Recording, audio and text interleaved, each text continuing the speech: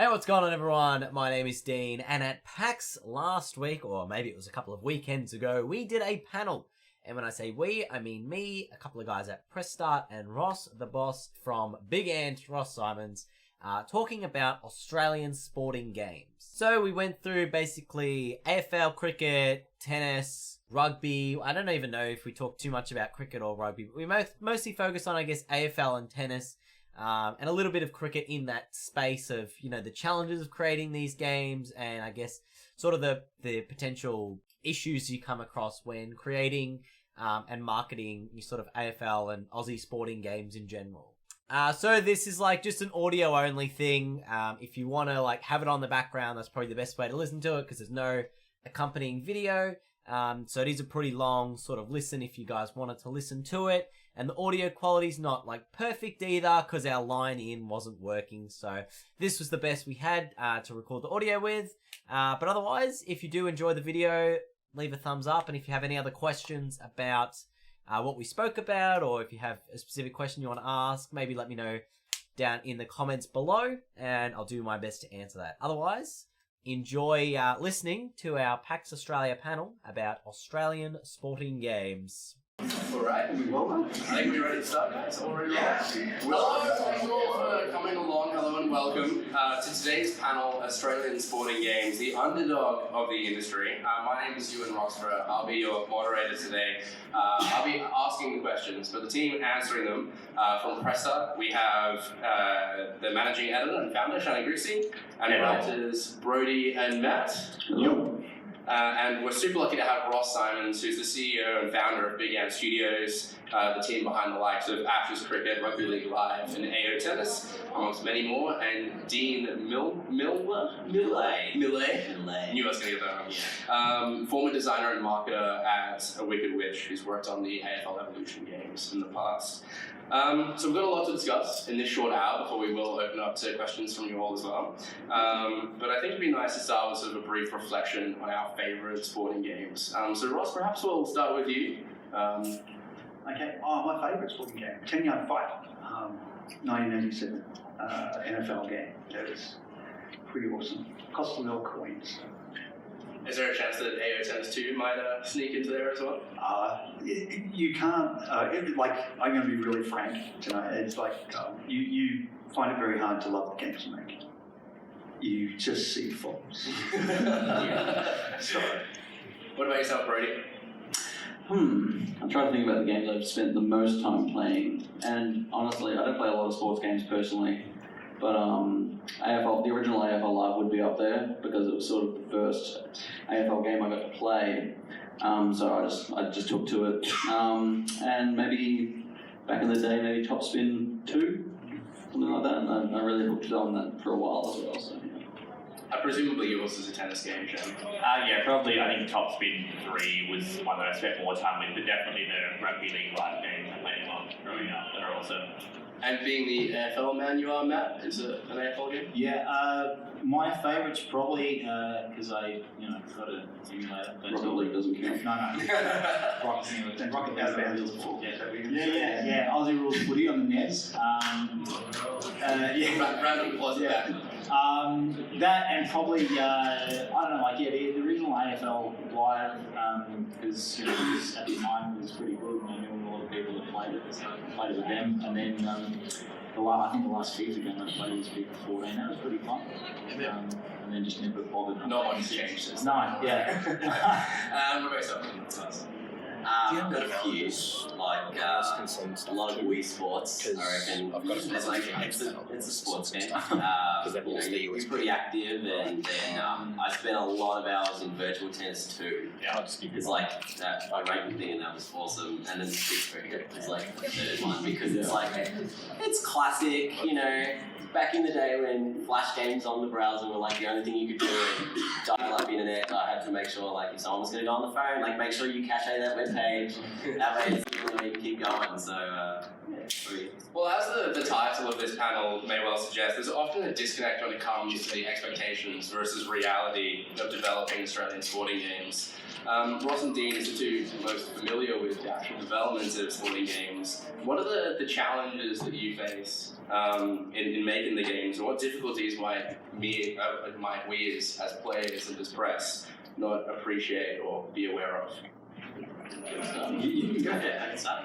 I guess like you're working with a licensee as well. So obviously you are the ones making the product, but it's sort of their product and their brand. So especially with the AFL, you know, they want to put out what they're representing, you know, to the public, and you know they'll have their own opinions on how things might work, which might not necessarily work from a development standpoint, but could be, I guess, what they're trying to do and see happen.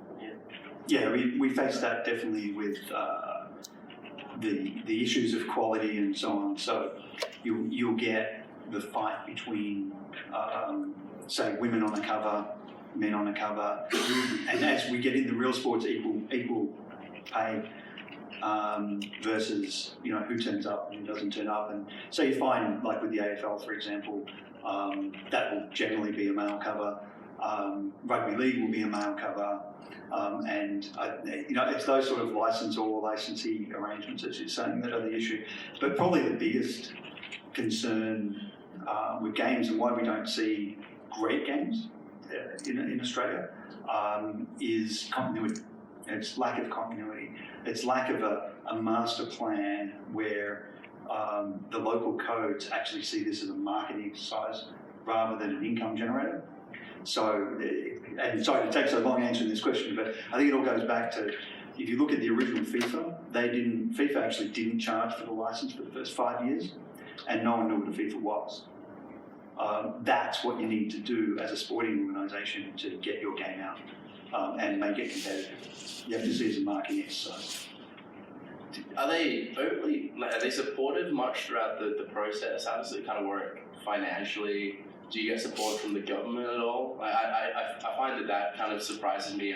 It feels like such an opportunity to kind of capture integral aspects of Australian culture, and you'd hope that the government would sort of get behind that. But what sort of support is there for the creation of the games as well? So it depends on the sporting organisation. So tennis are by far the best.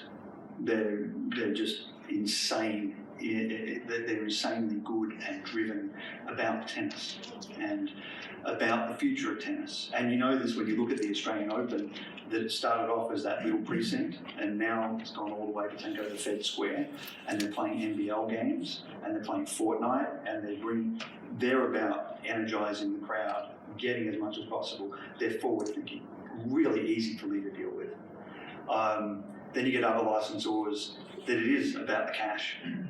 And so that is the problem. And it's about their brand and what cash you can bring to them in the next year. Are there other difficulties that arise between the various sports as well? I mean, tennis might be quite cooperative when it comes to the support side of things, but do you find particular games like cricket and footy kind of have complexity that's hard to capture within the mechanics of a video game as well?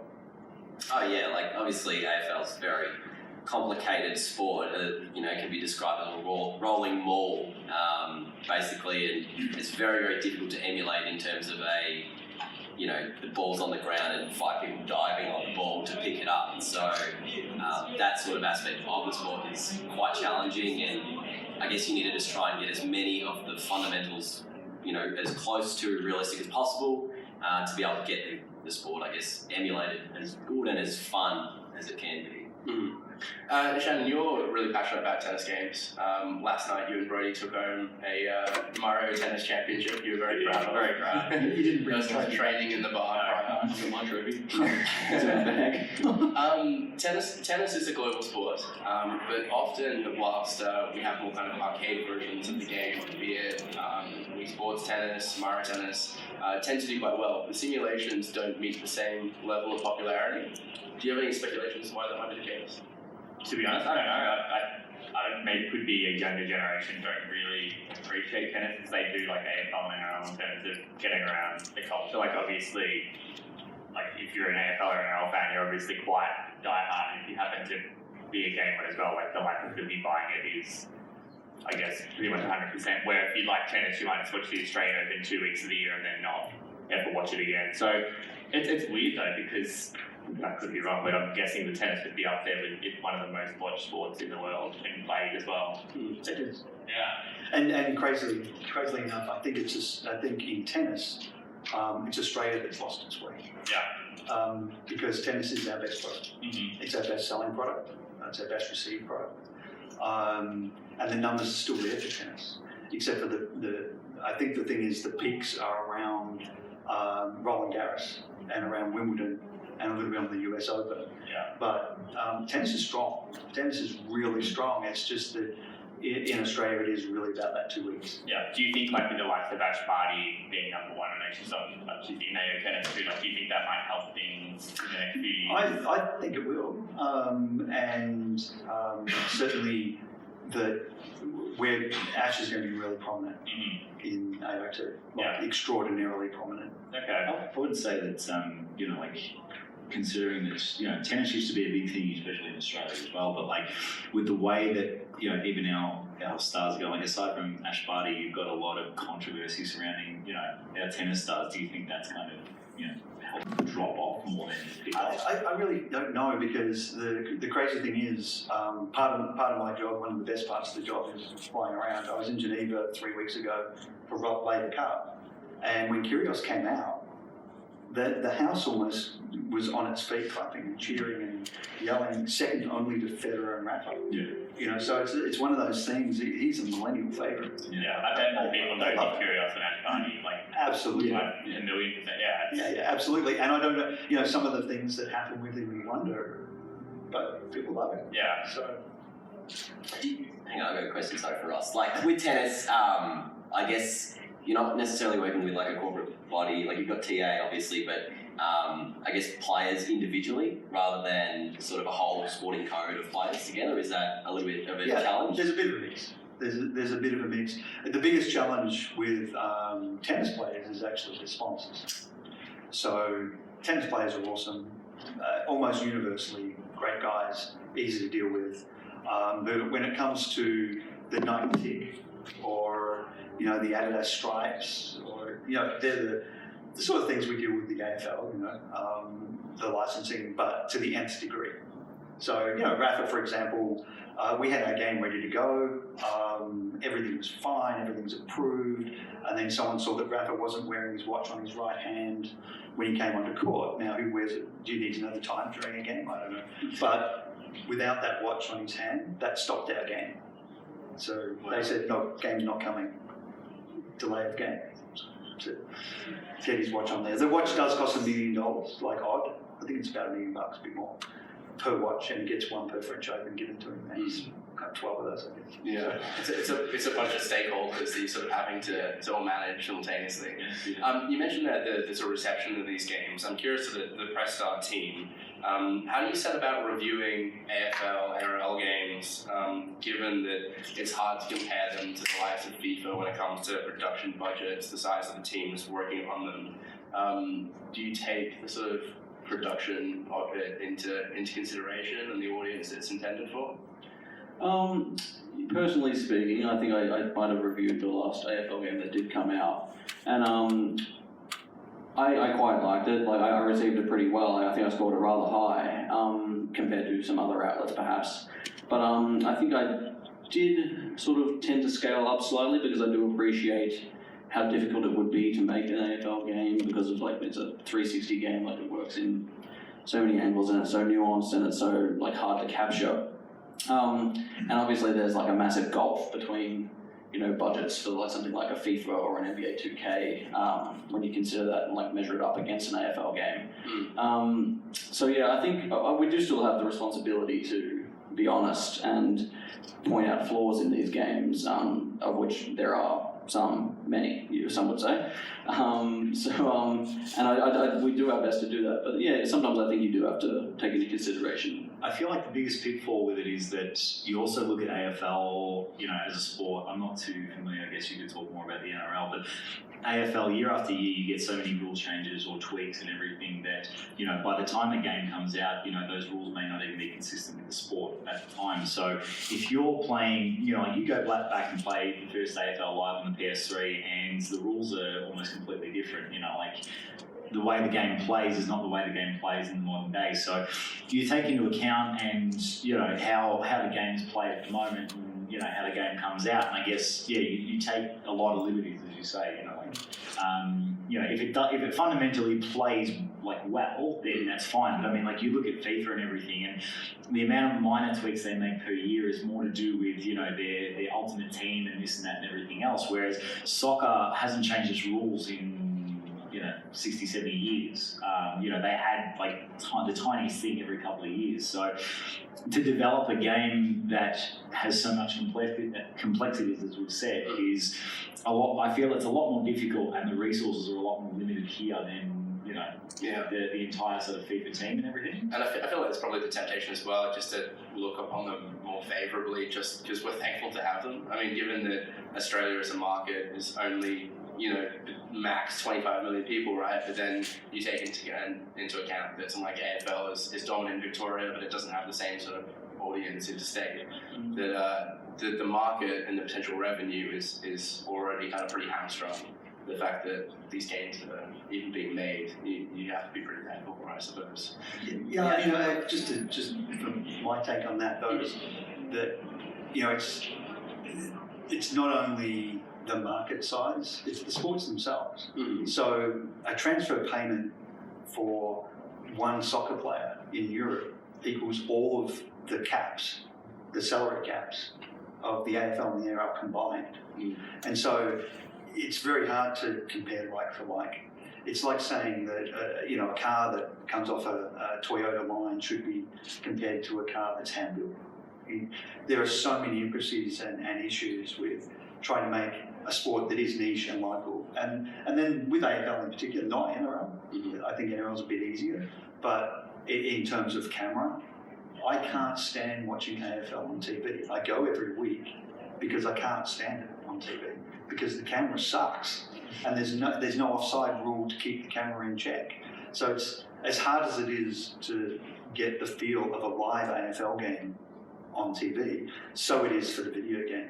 To get that feeling of AFL on a video game is extraordinarily difficult. And back with AFL Live, at the time we were doing game analysis for Ross Symons at St Kilda, and we do a lot of game analysis for real football. And so AFL Live actually plays and was designed to play the way we wanted football to be. It was actually nothing to do with the real game.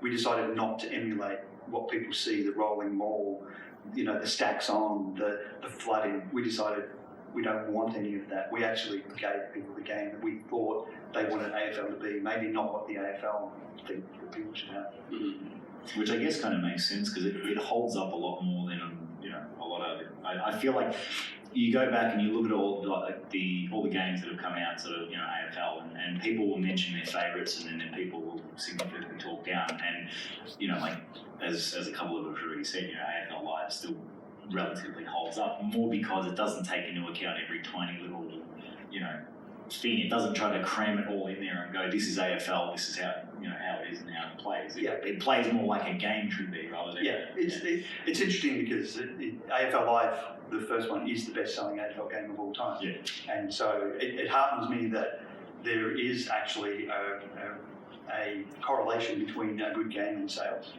because you don't want they're just marketing to get it over the line. Yeah. But yeah, it holds up from my point of view because it was meant to be the building block of what was to come. We've sort of mentioned expectations in that conversation, which often exceed the reality of the situation. Dean, from a marketing perspective, how do you sort of measure these expectations and sort of set the game up for its best opportunity? Do you mean like expectations of what fans are going Yeah. to want to see?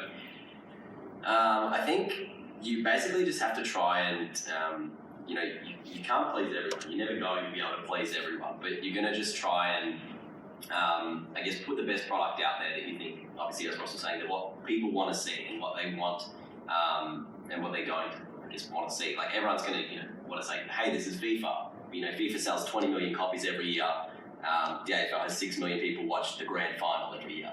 So it cannot be compared on a scale like that. But you obviously still want to give people the best possible outcome, and while there's always going to be backlash for whatever it is you put out there, I think it is still important to open a conversation and put something out there that people can then respond to. Yeah, that's sport, right? Yeah. You don't have to sit in the outer for long to understand that most people don't understand footy. Yeah. Like, they just don't. They just yell. Pretty much. Learn a couple of things like ball. Speaking of backlash, how do you manage that criticism? What sort of coping mechanisms do you have to? I guess it depends on how people take it. Like if someone worked on a specific part of a game and they're like, hey, I'm taking it personally because that's something I've done. I guess it's similar for me. I make YouTube videos, so if there's bad comments or whatever, I'm just like, oh, not everyone's gonna like it. So yeah, I think it's just all on an individual basis, and if people they don't like something you did, you can either be like a Twitter person and be like, oh, why didn't you like what I did? Then explain the 50 million reasons why they should have liked what you did, or just pop it on the chin and be like, oh, that's their opinion. They might have a valid point, but you try and do better next time. Yeah, I still get criticism over my AO tennis review, on every review that I publish, just because there's angry tennis fans that just didn't like it as much as I did. I don't think I scored it that high, maybe 6 out of 10 or something like that.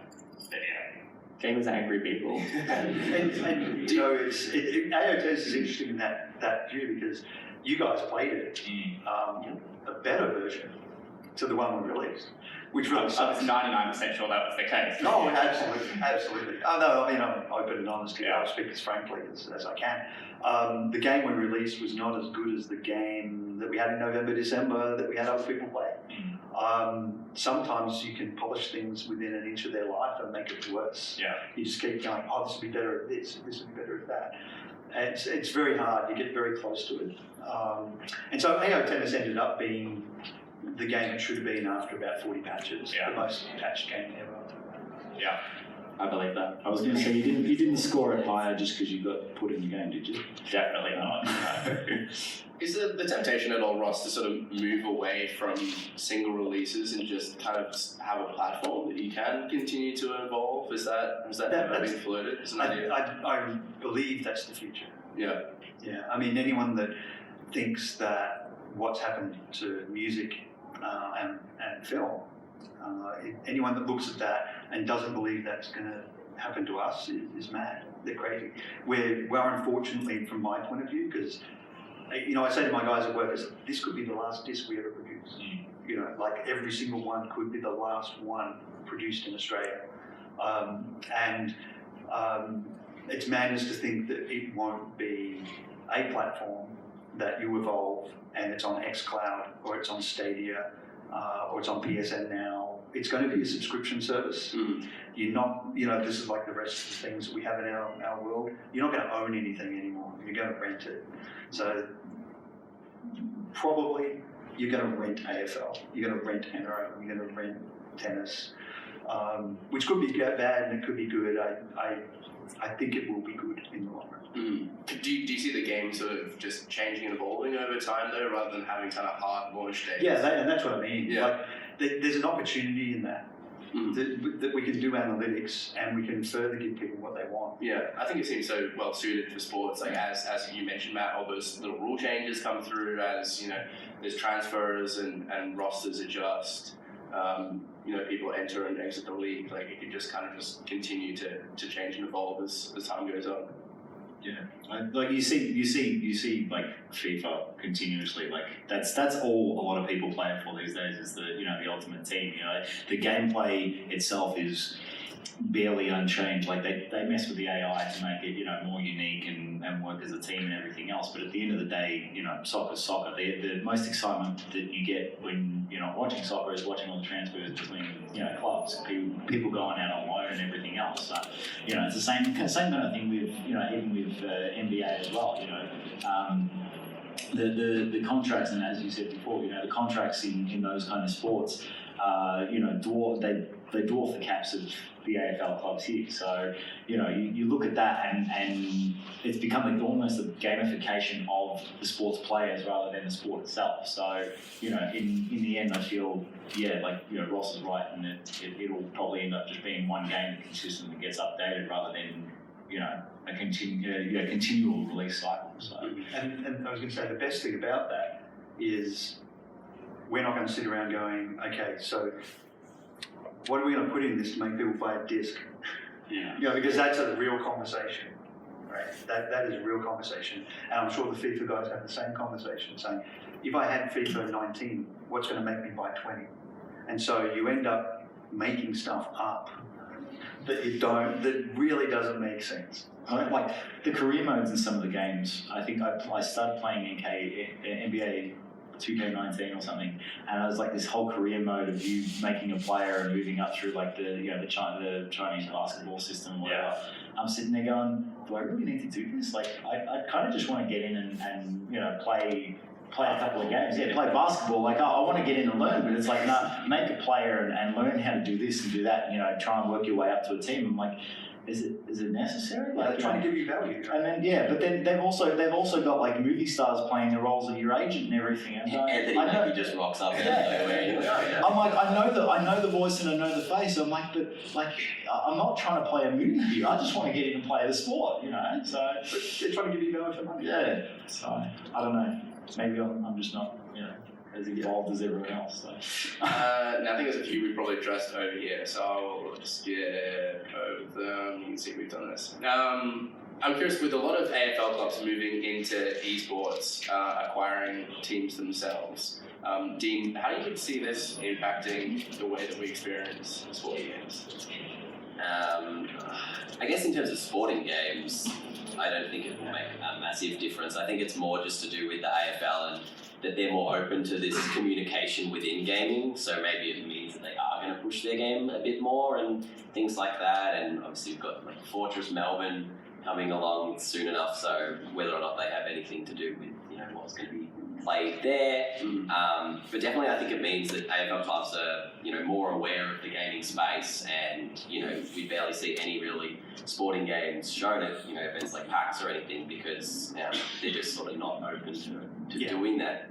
So I think it's only going to be good for them and how they're aware of what's happening. Yeah, probably the biggest player are the Crows in this, and they're doing it from a purely financial basis, where they've looked at they're away every second week.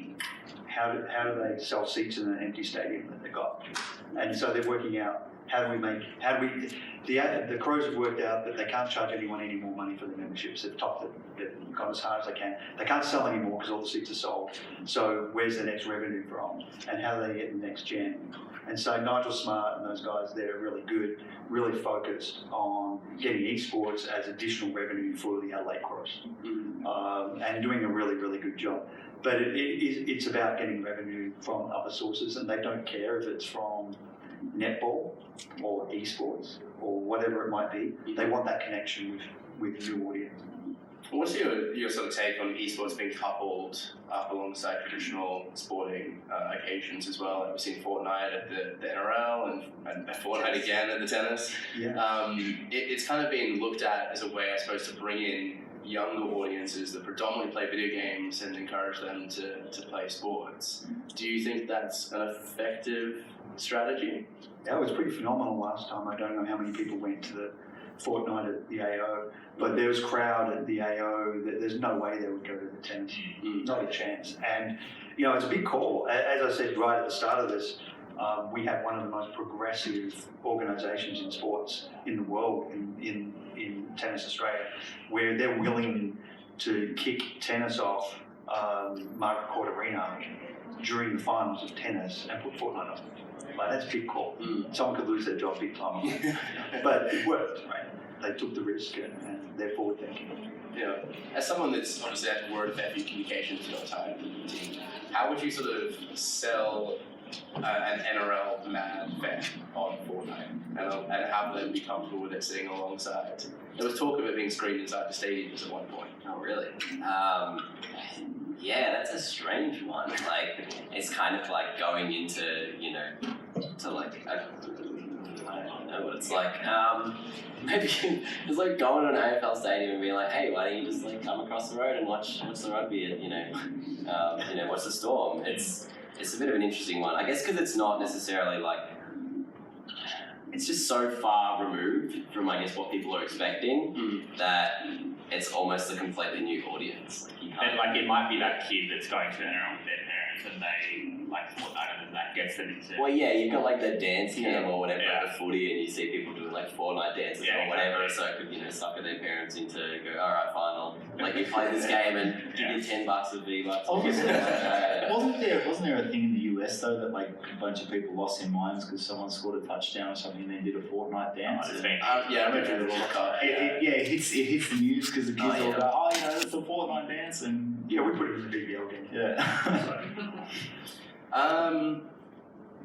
Bit of a big question for you. Do you think we'll ever see the day where we have big publishers, the likes of EA, who have published AFL games in the past? Do you think they'll ever return to Australia? No. Yeah, I mean,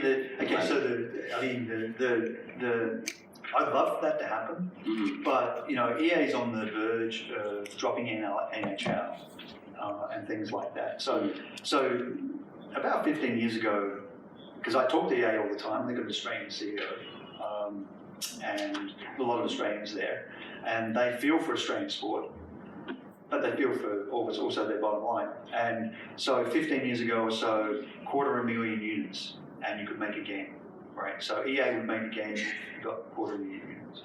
Then it became, a couple of years later, it became 500,000 units, and then it became 1 million units.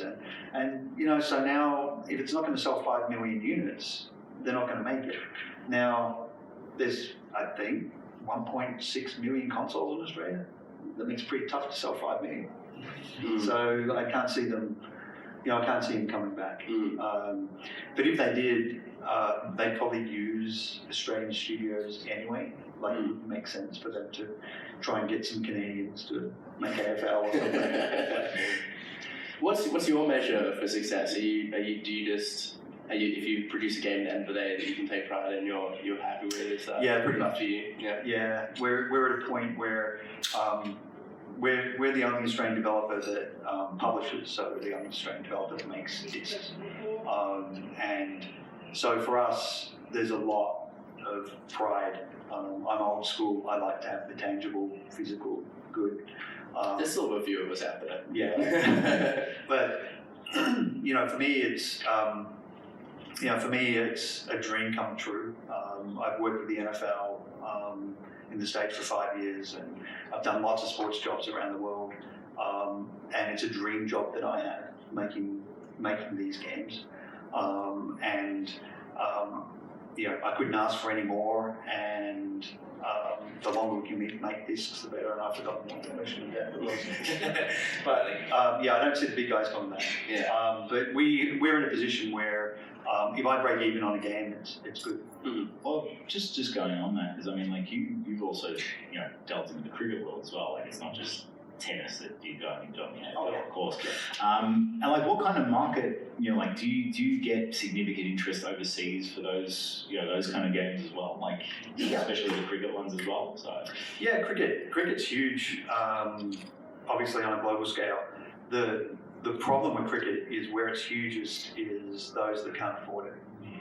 So, I'd love to actually sell it for $1 in India, but those guys are so good that as soon as I sell it for $1 in India, they'll send it back down here and charge $2 for it. So, the math wouldn't work. But when we come to that subscription model, that's when it'll work. That's when we can have that global equalization.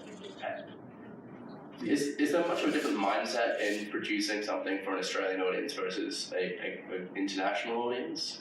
Do you notice differences in the reaction there? Yeah, absolutely. I think Aussies tell you what they think, So they really let you know. But they're also a little bit more forgiving. There is a bit of Aussie spirit out there, and there are people that like the people on the panel here are glad to have the game. We certainly don't trade on that, but it's nice to have. I think everyone in this room would probably agree we want to see fantastic AFL games, etc., made here in Australia, ones that we can all be proud of, that's for sure. Yeah, because my fear is that when a game disappears, it disappears forever. In some senses, it's like if we don't have some continuity with our Indigenous sport, then there is a risk that it's going to be FIFA and NBA, and that's it. We sort of we feel that responsibility that we've got to keep doing it so that it keeps getting done. And then the final question I have for you all before I throw it over to everyone is how important is it that your teams, the teams making these games, really understand the nuance of the sport they're trying to recreate? Is that passion important, and how easy is it to find amongst kind of game developers that are out there and coming out of university as well? Again, for me, I'm sorry. I'm really taking most of this. I'm sorry. No, that's all right, man. But I'm hoping Dean can wait. I'll buddy up. Yeah. So I'm sure you guys can have all the questions. It's from our point of view. It doesn't matter whether you like sport or not. If you're doing the animation, the art, and so on. But anything other than that is really important. Like it's incredibly important. I'm a sports junkie, so it's like, and I expect that our leaders will be as well, because I don't think you can make good sports games and be true to those sports if you don't like them. We made a lacrosse game, good example, where we actually imported all of the expertise from the States, from lacrosse. We didn't set about making that game without that expertise.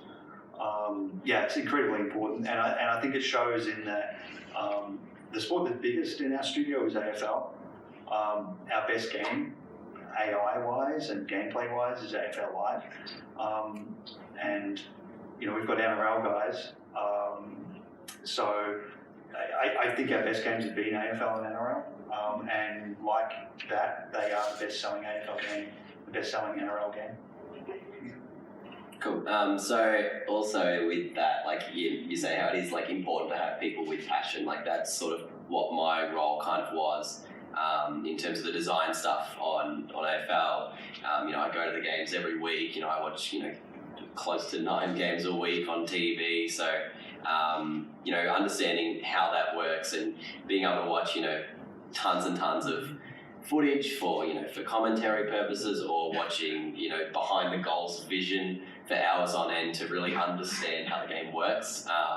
It's like especially important. So whether or not people know that, but at least they need to be willing to learn to know that stuff when making these games. I think is very important as well. Awesome. Alrighty, let's open up to questions. We've already got someone enthusiastic. If you turn around behind you, mate, there's a microphone you can grab, so everyone can hear your question as well. I just wanted to ask, could you please call it Aussie rules, not AFL, because the AFL is a league, not the name of the sport. Sure, good point. But I would call it Aussie rules if we were talking about the sport. But we made an AFL game.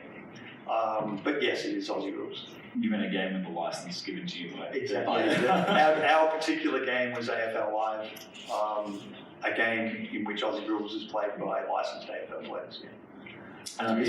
This one's a bit out of left field, because I just wanted to kind of mention it. I don't know if you guys as I said, I really like AFL Live, but in terms of the modern day, if you were pitching a game, saying I've got the resources, whatever, to make a game and you think it's going to sell, what kind of game would you pitch? Using past examples, what kind of game would you pitch to say, this will get people interested, in purchasing a game, not having to go above and beyond and try to incorporate, all the rules and the technical qualities and everything else.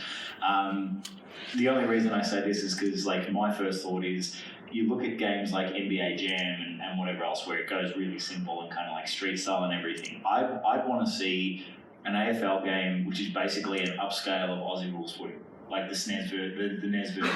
Basically add in a couple of extra AI rules and everything else, and you know, sort of the side on view, you know, of the field with a basic kicking, handballing, you know, tackle button. I feel like something like that would do a lot. Like it'd do a lot more and probably cop a lot less criticism than, you know, a full 3D.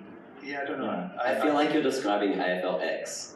Like, I think I don't think that went very well. Not to a degree of AFLX where it's back and forward and everything else. I don't know. Like, yeah, you're probably right in looking through those, you know, those glasses. But yeah, I think so, because I think if we made that game, we'd get caned for the simplicity and the lack of depth. Like there's a balance to be had. Yeah, and I think we would get caned. Yeah. I think we got a line of questions coming up. Excellent. Well, I thought it was people leaving. Yes. I'm actually developing an AFL game myself, but I'm from the fantasy football world. So I run a site called Fan Footy, which is about Dream Team, Supercoach, that sort of thing. And the demographics of my readership there were, they started off 10 years ago being mostly India 25 to 39, but sort of skewing half of that and then half towards your school age to 21. But then as that industry has matured, the demographics of the fantasy football players has aged, and it's more in the area of your late 30s. So that's probably the sweet spot of where most of the users are. And in thinking about developing my own game, I'm thinking more towards the mobile space, because I know you guys are all focused in PAX. In general, is focused more on PC and console gaming, but surely mobiles is where there is an opportunity for something which has a little less in terms of budget needed, but then also has more scope for a more specialised game. Yeah. So, I mean, you're right. The scope is there, and I think there's a convergence that sees that happening, you know, that coming. And there wouldn't be a day that goes by that, hey, make cricket 19 for Android. Like, full stop. That's, you receive these emails every day. But the other thing to consider, though, is until that convergence happens, there was a study just released last week that said that it was around $35, $36 US investment in a user before they made their first purchase on mobile. So there's a harsh reality with mobile that getting discovered is incredibly difficult. And I think there's a market for your game, because people are totally into it. And the demographic that you have is when people have money. So, you know, I think you should do well, but you'd have to be careful about that mobile space just because the number of games. That's true, but then you look around PAX and you look at this multi-million-dollar marketing budget behind games that are, obviously they're not sporting as such, but I mean, even Rocket League, the marketing budget behind that sort of hitting the same sort of demographic, and your games have to compete against games like that. Sure. And so everyone's in competition, I suppose. I think he's got a good point too in terms of, like, you know, fantasy football and everything. Like, people throw money in Supercoach and stuff these days as well. Yeah, so like it's become a gamification of the sport itself rather than just a game of the sport. Yeah, so, and it's really sticky. Yeah. You know, and it's really sticky, and your biggest competition is going to be us. I have many more questions, but Yeah, I was going to say, your biggest competition is going to be us, because that's obviously what we need to do. You know, we need to include that in our game. Wish you the best of luck with saying that. That's good. As a producer, you have a vision of how you envision the game to be. How do you guys deal with, I guess, disagreement with your stakeholders, just saying that don't like your idea? Like, what do you do with, like, certain just design aspects or different ideas that you think this would be brilliant, but the stakeholders like not happening? How do you guys deal with that? You pick your fights. So, you know, you really do have to pick your fights really well. Most of the time, we have an ability to actually say, you know what, you guys are the designer of the game. We'll do what we can for you, but, you know, it's our game. We're making the game of your sport that you licensed us to make, and it's our game. We're lucky that we directly license our stuff. We don't work for a publisher. If there was a publisher in the middle, the publisher would tell us what we're going to do and when we're going to do it. But yeah, most of the time, organisations will respect our expertise. Yeah, like there is that thing of obviously you get feedback from the licensee there, and you do need to, I guess, understand how that's going to work from a logistical perspective. Like if they're telling you something you know is not going to work, then you need to show them, you know, okay, this is why we think that's not going to work. So yeah, you do really need to know your product well and know exactly what it is you want to do when you're pushing that. Yeah, you also have to respect that in terms of if they're pushing something really hard, you hope there's a really good reason for it. Or at least that you can sit there and show them, you know, how you can get around it without ruining something. I mean, one of the things that we lose on, if you want to look at something that we push back on and we lose all the time, is more about stuff like covers. So someone, like for example, a certain cricketer that they think is going to be big because they're going to put money behind him for the next season, so they tell you he's going to be on the cover. That sort of stuff you lose on. But on the game itself, not so much. Yeah, no, thanks. Just one last question is that you've already mentioned about like a subscription-based model. What do you guys think about the free-to-play model, like in terms of like sporting games? Yeah, and look, it's worth investigating, but you know, as I was saying just before, you know, at $35 US before someone makes their first purchase, on average in free-to-play, it's tough. I think it's a higher risk because you want to hope that people who jump on board it, you know, before, you know, they want to spend money. I mean, if you made something that people, you know, played but then it kind of just died off, then you've wasted a fair amount of time. So, yeah.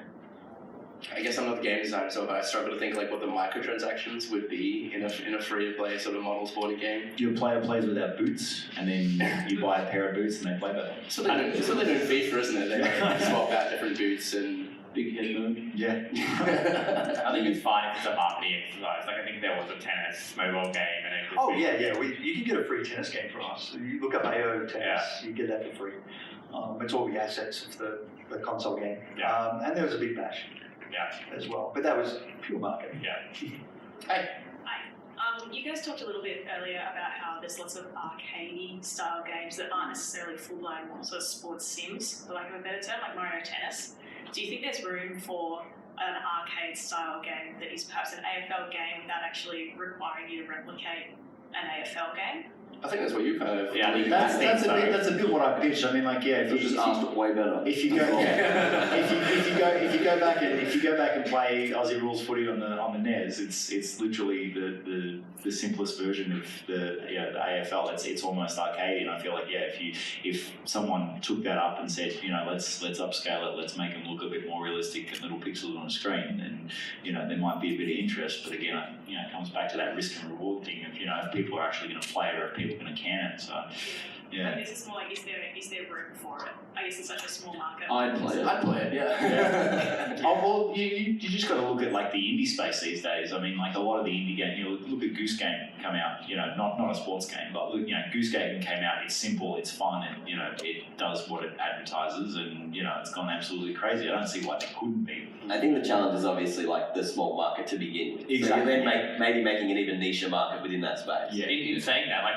AFL is a really hard game to play. Like it takes 10, 20 hours to actually master, and then even then it's still a bit touch and go. Like none of my family, we're all AFL fans, would ever pick up AFL Evolution, even though they play FIFA or a few other games. Mm. Yeah, I'm struggling to sort of imagine how it would work, but I just think a joystick and like 2 buttons. Like a twin We kind of tried that in cricket with Boom, with Big Bash Boom, where it's a very simple, you know, cut down version of cricket. And you know, that didn't get the market attraction that we thought it would. Thank you. I recognise this fella. First of all, don't ever get rid of discs. I won't be able to play any games in the apocalypse. Fair enough.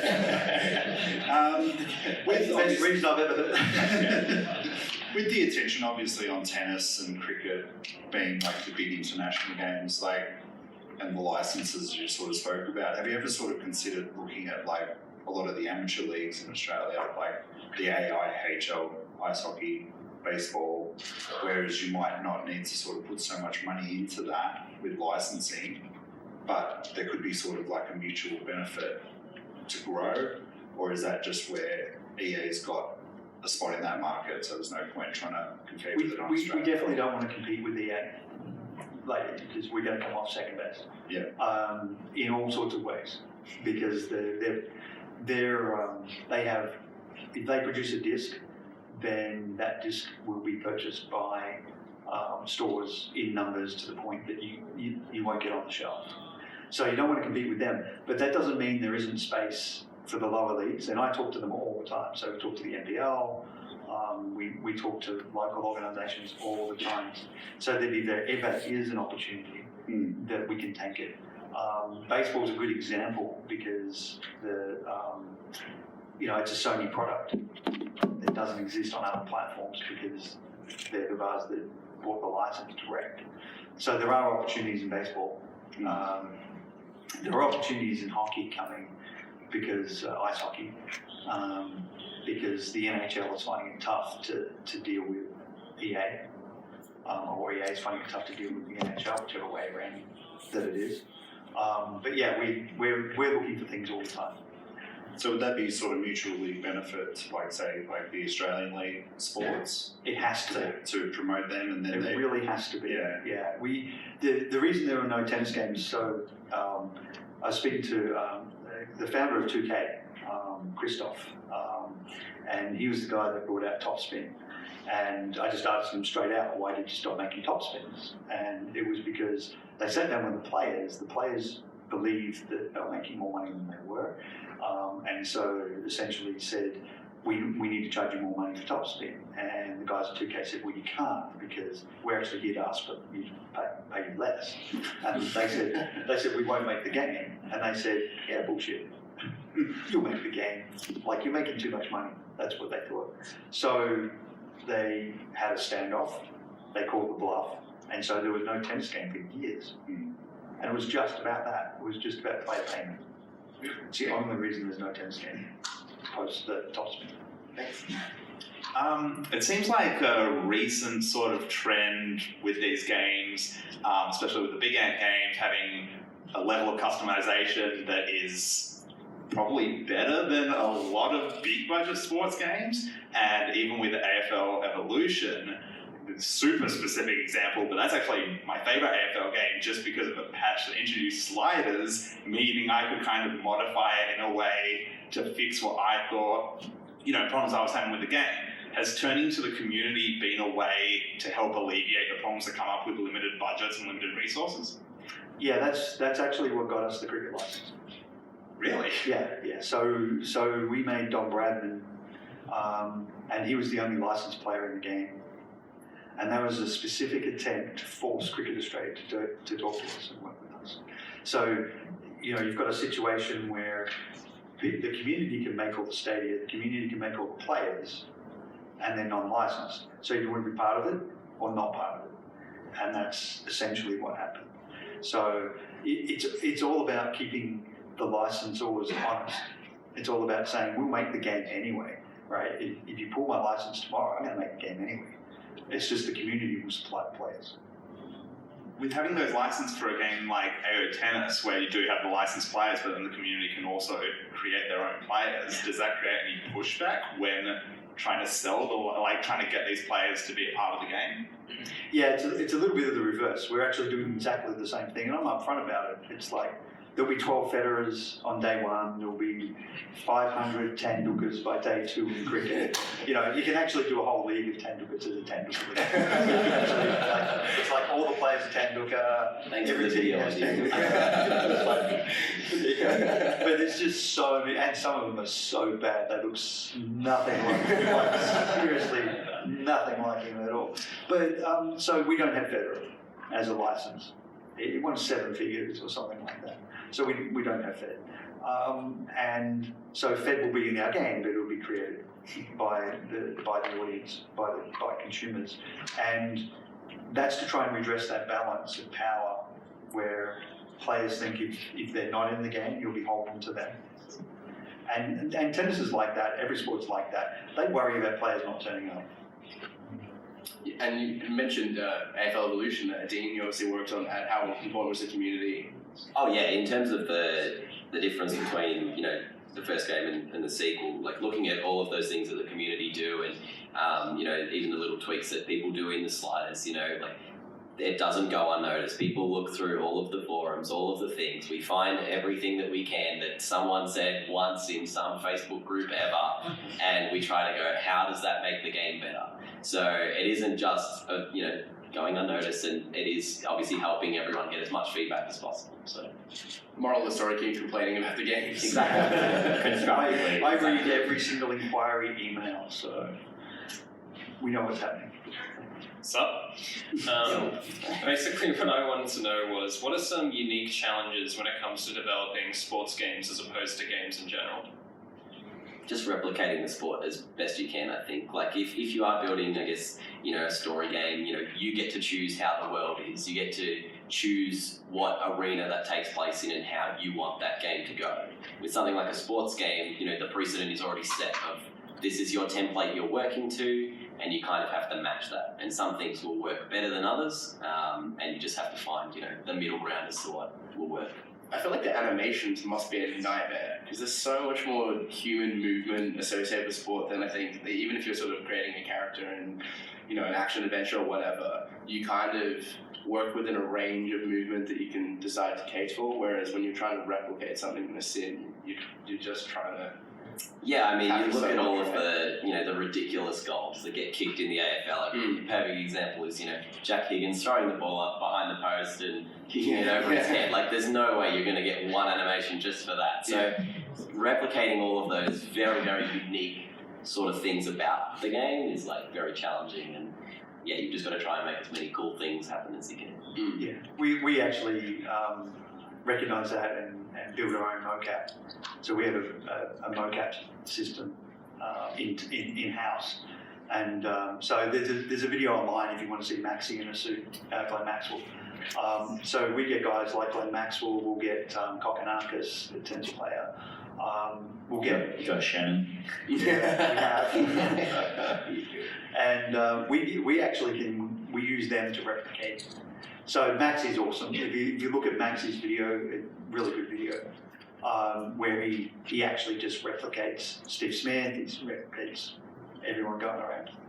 Cool, thank you. Cheers. Does it drive you up the wall whenever AFL players add new tattoos? You're like, damn it. Yes.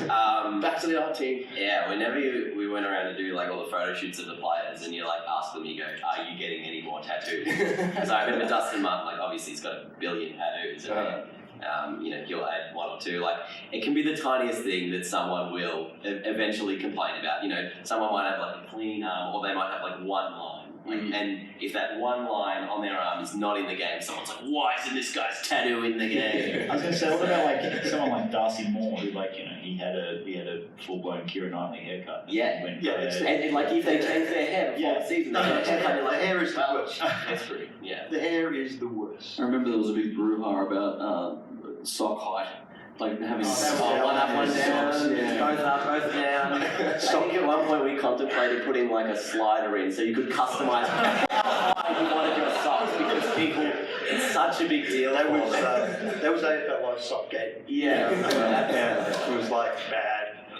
Are the teams and clubs pretty good at kind of giving you plenty of notice about any uniform changes and stuff like that? Do you kind of get the inside scoop and anything like that? No, I don't think too much. You generally will know some things sort of before the season, from a licensing and approval point of view, but some decisions don't get made until a couple of weeks before the season. AFL this year, they've got their pre-season trade period and their mid-season sort of recruitment thing that are happening, so it's just going to create more chaos in that sort of space, I think. Yeah, so it depends on the league. Some are better than others. So we'll be asking for stuff in advance. They say we don't have it, and we'll say, we saw it in the game last week. So it's the Indigenous round's a great one where they don't give it to us until it's too late.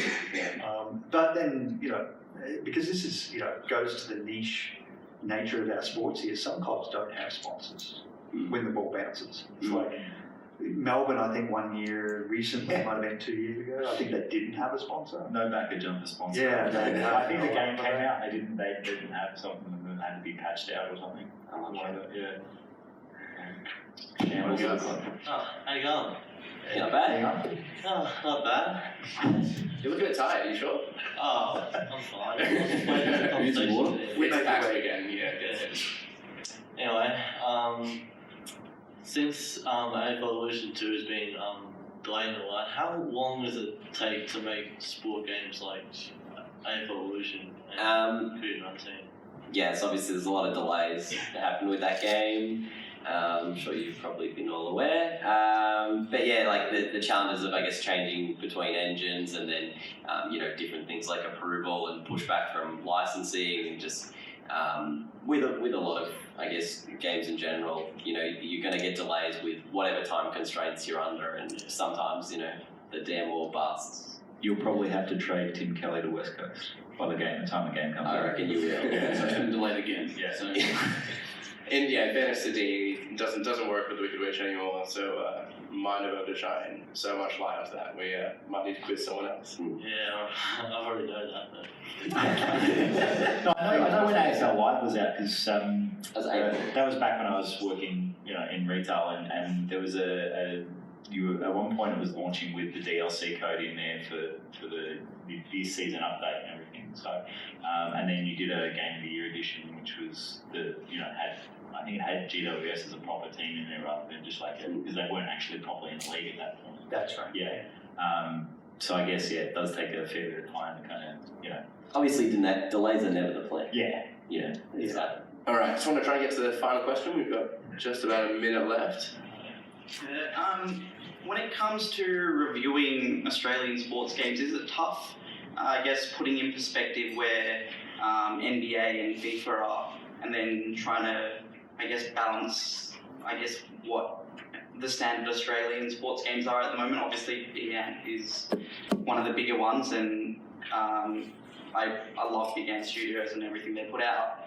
But is it hard saying, oh, well, it's nowhere near the same level as what, say, one of those games are? It's probably not worth looking at in terms of that, because I mean, like they're not only are they completely different sports, but you can tell that they're completely different to you. I mean, EA's got like almost endless supply of money, sitting in their bank account, whereas you've got the Australian studios which are doing as much as possible with their resources. And it's a credit to them to see how the games come out. So, I guess on the other hand, though, the games are like if you're going in and buying FIFA or NFL, they are the same price. You do have to people are spending $100. That's not a tiny bit of money. No. So you have to look at it both ways, I guess.